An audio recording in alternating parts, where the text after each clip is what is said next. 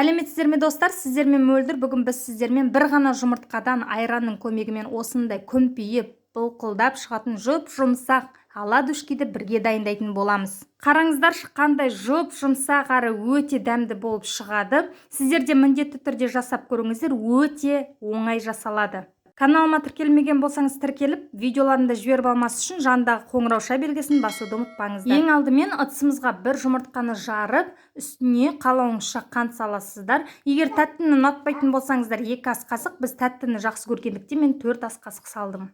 Қант пен жұмыртқаны араластырып болған соң үстіне бөлме температурасында тұрған айранымызды құямыз және тағы бір араластырамыз. Бұл жерде айранның пайызы маңызды емес.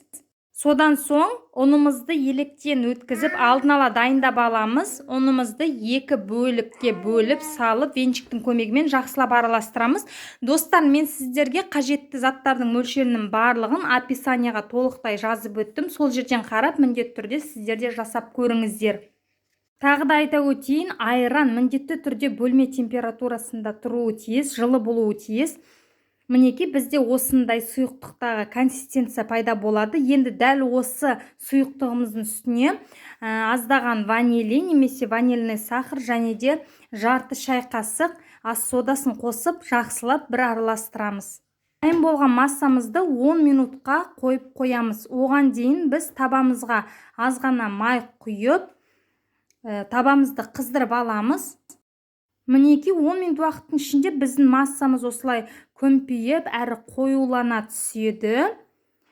Бұл деген біздің массамыз дайын деген сөз. Енді табамызды қызған-қызбағанын тексере отыра, біздің оладушкимізді ас қасықпен 1 ас қасықтан осылай дөңгелете отыра құйып шығатын боламыз. Оладушкилерді баяу отта 2 жағы қызарғанша пісіреміз. Бірінші жағынан қарағанда екінші жағы одан да тезірек пісетін болады. Тағы да бір айта кететін жайт, егер сіздің қамырыңыз сұйықтығы дәл видеодағыдай болмай одан қоюырақ болса, үстіне аздаған сүт қосып жіберсеңіздер болады. Себебі сұйық қамырдың массасы ұнға байланысты, әркімде әртүрлі болуы мүмкін. Қамырыңыз тым қою болса, сіздің оладушкилеріңіз тығыз, жұмсақ болмай шығады. Мінеки осындай тесіктер шыққанда аудару керек деген сөз. Асты қызарды және де осындай баяу отта пісіретін боласыздар. Осымен біздің бір жасағаннан ақ желініп қалатын, әсіресе балалар сүйіп жейтін оладушкилеріміз дайын. Сіздер де міндетті түрде жасап көріңіздер. Назарларыңызға көп рахмет.